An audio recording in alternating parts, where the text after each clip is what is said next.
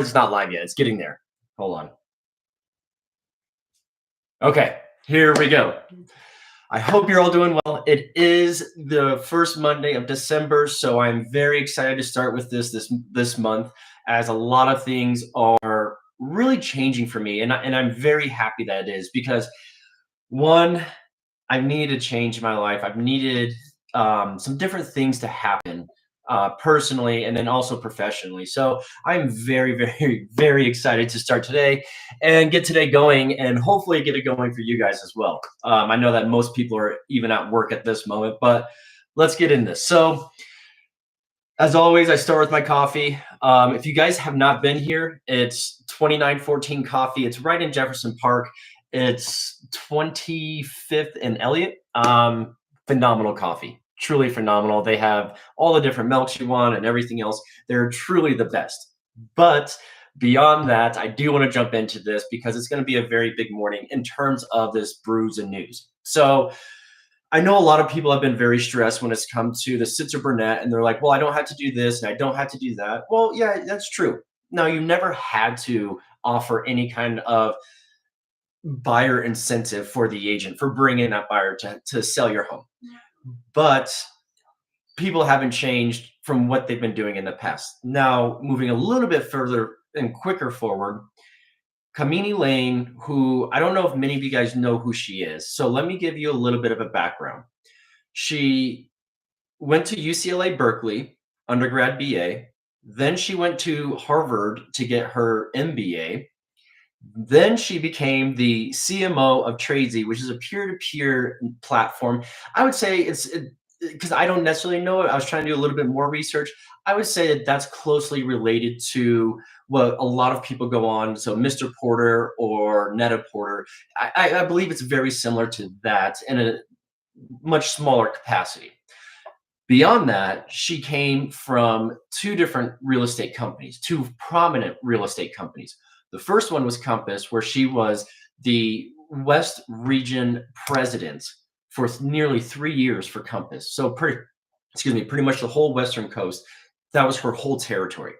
After that, she went and became the national president. National. She's not the CEO, but the national president of Sotheby's International Realty for the United States. Now, Philip White is still the CEO and things like that, but they worked hand in hand. She was there for 11 months. She has now, back in March, she transferred over and she is the now acting CEO and president of Coldwell Banker. So she brings a ton of experience, a ton of knowledge, and just that whole roundedness of how do you actually connect with somebody. And that's really what I wanted to talk about today, because that's the biggest aspect I think that people are struggling with.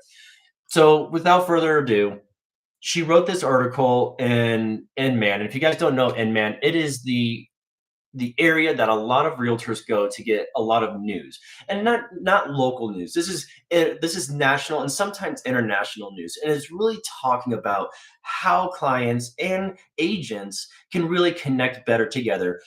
At least in her article, that's what it was written about. So she had three massive points, and I really like Kamini, and I believe that's how you pronounce her name. It's Kamini.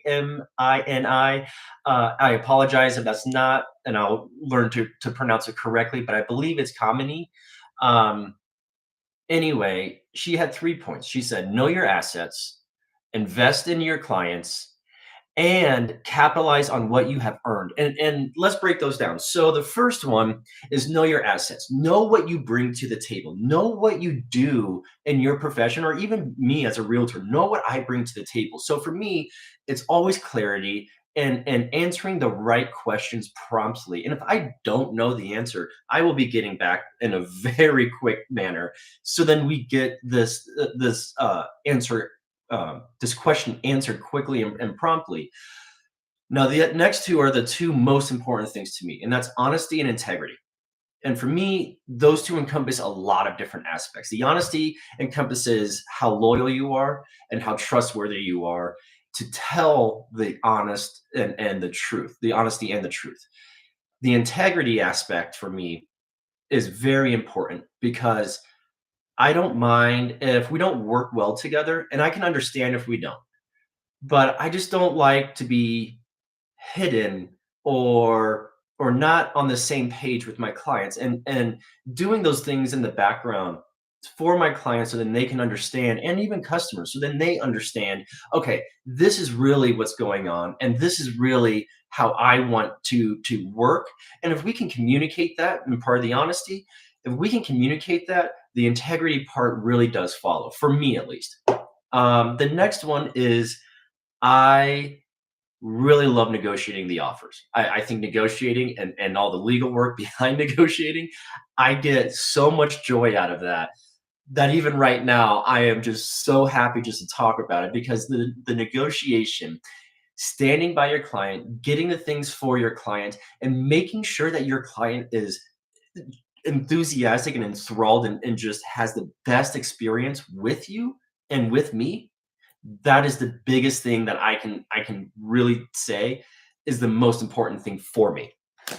Um, the next two, sorry, I got to move this up just a slight bit. The next two, or next few, I should say, is, it's really about telling a story. And for me, that's part of the reason I want to be interviewed. I don't always get the job. I don't always get, to be with those clients and working with those clients to hopefully sell their home. And for me, I never want to push something, because that just creates a little bit of tension. So when I go into a home, and I tell my clients this too, I like to tell a story, and I want you to tell me how you made this house your home, because every place is just there, right? It's just it's just a house. But a house doesn't become a home until you make those memories and create those lasting memories. So then people can say, oh my gosh, we did this, we had this, we had this. And so there's a lot of aspects that really go into this. So, even more than that, I do believe every home does have a story, and every client has that story to tell.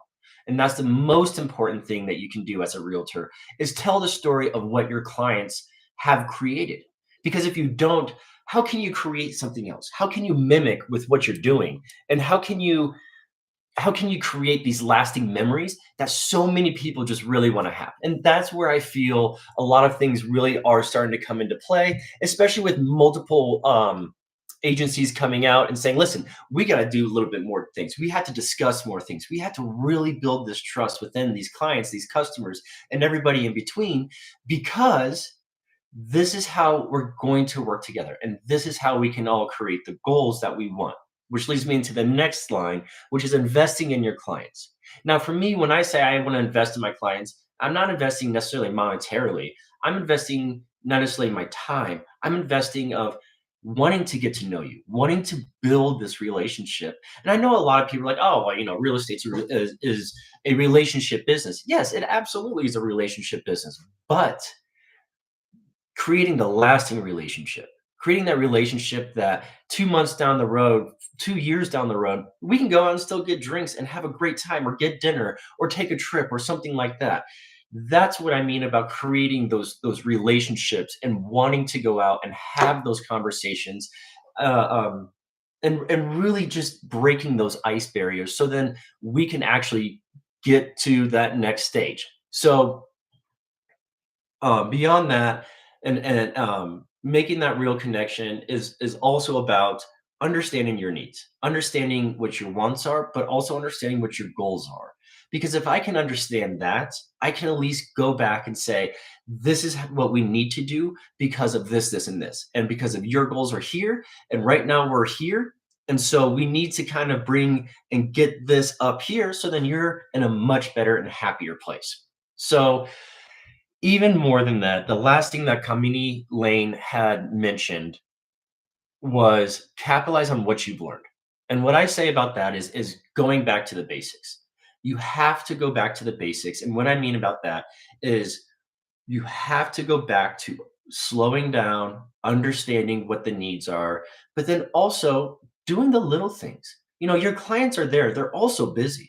And I know that my clients are very busy. I have a couple C-suite clients. If people don't know what a C-suite is, because I've had multiple people that have supposedly been around business and everything else, you're like, I've never heard the term C-suite. A C-suite is anybody who is in that, the CFO, CEO, CTO, CMO, any of those C's, that's what a C-suite is. So going back to that, breaking things down, understanding what their needs are, so then you can, take a day, 2 days, 5 days, whatever it is, gather all the information again, have another meeting with them and say, this is what I found for you.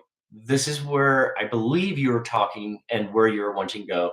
But these are where I find the most luxury and most turnkey property and the most happiness that, from what we've discussed, the most happiness that you'll get out of buying this home. So there's a lot of things of that goes back to that capitalizing on what you've earned. And earning is also about what you've learned. And that's the biggest thing that I think Kamini Lane has been talking about over the last year is telling the story and actually just going back to the basics and understanding what your clients really are telling you. So it is very important to understand the distinction of whether your clients are buying or selling for an emotional purpose or if it's for a financial purpose. And the reason why it is so imperative to understand those is because the dynamic will be vastly different. And I truly mean vastly different from somebody that's buying a home for financial reasons, whether it's because they're wanting to build their portfolio or because they're just in a place where they can buy versus someone who is buying or selling for emotional reasons, which could create a lot of tension because they need all of that clarity. Where someone that's buying in an investment aspect needs the clarity at always, but they also understand this is exactly what I need. Sometimes on the emotional side, people get caught up and they don't necessarily articulate everything that they're needing. So that's one of the other aspects of why it's very important to have that clear communication, to have that clear understanding of what your clients are needing. So it's just a very different approach. But all in all, I'm always here to help you guys. I'm always here to give you guys advice and direction and understanding, especially during this whole time of, was it 6 months or so, few months, a couple months after, not six, wow, a few months after the Sitzer Burnett case. Now, I know we've all heard about that, so I do want to talk about that too. But I do want to say thank you to Kamini Lane for building this and really honing in on this approach of actually telling the story for our clients, telling the story of what they built for our clients. So no further more, but the last thing I have to talk about is that Sitzer Burnett case. And the reason why is because it was in the hundreds of millions of dollars of what the lawsuits were. In totaling, I think it was over $1 billion. I'm pretty sure it's over $1 billion. But guess who got the money? And I give you one hint. It was not the people who were filing the class action. It was the attorneys.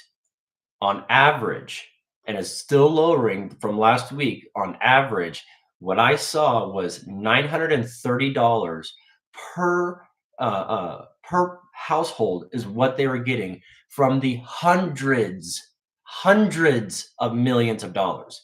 Now, let me ask you one thing. Do you blame the realtors? Do you blame the people who filed the lawsuit? Do you blame the DOJ? Do you blame the attorneys who sat there and told these people, this is exactly what's going to happen? I can get you all the money. Who do you blame? Because for me, I blame the attorneys and I blame the DOJ. And I blame those two people because the people that felt that they were affected by it did not get the money that they were deserved, and they did not get the chance to recoup with what they needed.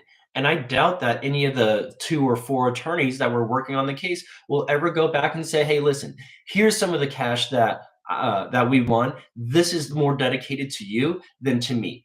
They made couple $100 million. And for me, I'm a huge proponent and I love Jeff Bezos. I absolutely love the guy and I think he's a brilliant guy. Even Jeff Bezos knows the difference between right and wrong in terms of what's going on. I don't want to talk about any of the other stuff if you're an employee with him. I'm just saying of what he built. Now, I do not, and I staunchly disagree with the lawsuit. I believe the lawsuit was completely frivolous. I think that it did more damage than it did good because now we have these issues that people are like, well, what do we do? How is this happening? What's going on now? Do I have to give a commission to you because I don't want to give you money? But at the same time, people who typically are saying that haven't been informed of what's really going on. And they haven't been informed of the whole case and the everything that's surrounding the case. I don't say that to be rude at all. I say that because we are in a time where people are still not being informed of what's happening and what the process is. I will go through every single step. We'll break the contract down. We'll have that discussion. And on top of it all, you will be clear. You will have that understanding of what actually it means to go along this journey. Now, I do have a whole journey when we work together and we have that presentation and you say, Nick, can you please bring over that presentation book and can you bring over your neighborhood guidebook? I love that. And the reason why is because both of those things give you a ton of information. Excuse me. One, the presentation book brings out and it shows you the whole journey that we're going to take in a snake like manner through this whole process, whether you're buying or whether you're selling. And those are the two big things. And then when we go through that, then you're going to have the questions that I'm writing down. But most of the time, I won't because I also understand with what you're going to ask. But on top of that, we're going to go through the contract because once you see the journey of it, of everything, then you're going to understand why certain things are in the contract. And then that way we can break the contract down even more. So then you are more familiar with what's going on. So I hope you guys have a great day. I know this has been about 15, 16 minutes, almost 17 now. If you didn't hear anything, please go back and just watch this. And if you have any questions, please send me a message, text me, call me, email, any of the above, and I would love to have a conversation. I am not somebody who is going to sit there and just talk real estate and push you to buy something with me. I would love to work with everybody, but I also understand that I'm not necessarily everybody's cup of tea and how I work. So if you're curious about real estate, let's sit down, let's see if we work well together, and let's formulate a plan so then you can grow, so then you can hit your dreams and your goals this coming 2025. Let's do that. Take it easy, guys. Be safe. And if you can't, like I always say, have fun. Cheers.